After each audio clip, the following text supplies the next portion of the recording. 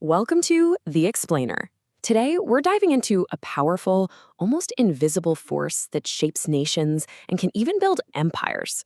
We're talking about how ancient stories can be, well, weaponized as modern strategic tools. It's a concept called mythostrategy, and it's based on the really fascinating work of Professor Alimcan İNAYET.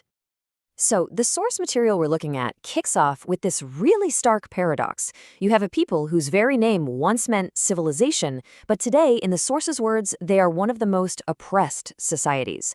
So how on earth does something like that happen? Well, that brings up a really critical question. Right. How do a culture's foundational narratives, the very stories it tells itself, get turned into a tool for political gain, for assimilation, and for control? The source we're examining today offers a key to unlocking this whole puzzle. And that key is a concept that the speaker in our source material actually coined himself, mythostrategy. It's a really powerful lens for understanding how culture and power can intersect in some pretty surprising ways. Okay, so what is this really? This isn't just about telling old stories for fun. It's the deliberate, methodical use of those stories and their heroes to achieve very specific real-world goals. We're talking about everything from uniting people to gaining an economic edge. Think of it like this. On one hand, you've got myth. These are the deep, sacred stories that kind of act as a society's moral glue. And on the other hand, you've got strategy, a cold, calculated plan to get something done. Mythostrategy is where these two worlds just smash together. And according to the source, this strategy becomes a kind of toolkit with 4 primary uses. You can use a myth to make your rules seem legitimate, to unite different cultures under a single banner, to completely transform a society's identity, or even to get an economic leg up.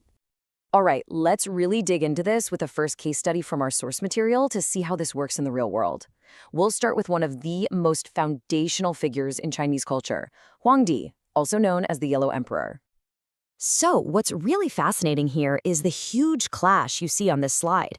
The popular story says Huangdi is the original ancestor of the Han Chinese, but the source points to historical records that suggest a totally different origin story. And here's the kicker. The historical Chinese sources, as cited in our material, place Huangdi's origins not in the cradle of Han civilization, but way out in the multicultural borderlands of the Northwest, right among nomadic peoples. And this just perfectly lays out the 3-step playbook for mythostrategy. First, you take a real historical person. Second, you elevate them into a god. And third, you bring that god back down to earth, rewriting them into the history books as a literal ancestor to create this seamless, unified origin story. And that right there, that's the strategic payoff. See, by claiming everyone is a descendant of Huangdi, even dynasties founded by conquering groups from outside, you just absorb them into a single, unbroken national story. It's an absolutely brilliant move for creating political unity. Okay, let's move on to our next case file to see how this idea builds. This time, the focus isn't so much on claiming a common ancestor, but on claiming a strategic piece of land. And look at this. We see the exact same pattern playing out here with Xiangwanmu, the Queen Mother of the West. While she's known as the central goddess in the Han pantheon, the source argues her origins actually lie in a real historical leader from the Western regions. So the source really goes digging into the old records, right? It connects her to specific tribal symbols, like the tiger totem. It even suggests she's the same figure as Umay, who's a revered mother goddess in Turkic mythology. The picture that emerges from these ancient texts isn't some goddess on a cloud, but a charismatic and capable political leader of a Western tribe, a real person. Okay, now this is the critical link. Just like Huangdi, Xiangwanmu's mythical home was strategically placed in the Kunlun Mountains, a very real and very important mountain range that sits right at the crossroads of what is now Western China, East Turkestan, and Tibet. I mean, this is the masterstroke, right? You take a real physical territory and turn it into this secret mythical destination. The source argues this created an ideal place, giving emperors a divine mandate, a mythical duty even, to be interested in and ultimately control those Western regions. It's basically a geographical claim written in the language of the gods. So, you might be thinking, is this all just ancient history? Not at all. The source points out that mythostrategy is alive and well both in modern politics and even in the products we buy every day. Okay, check out this modern example. the Monkey King. He's a beloved character, right? But totally fictional from a 16th century novel.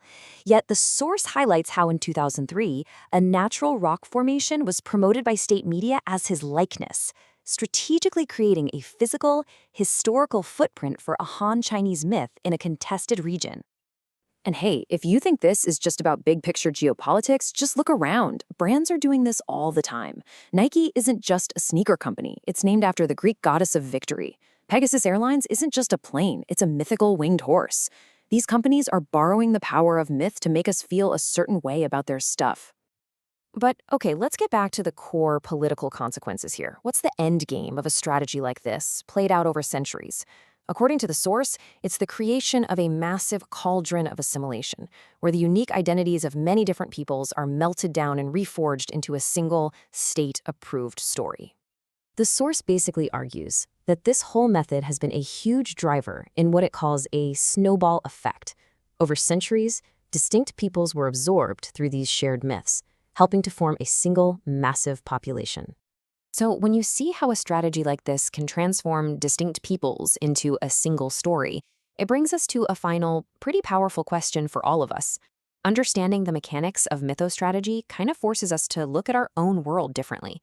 If stories really do have the power to build empires and forge identities, it's probably worth asking, what are the foundational myths shaping our own lives, and who's telling them?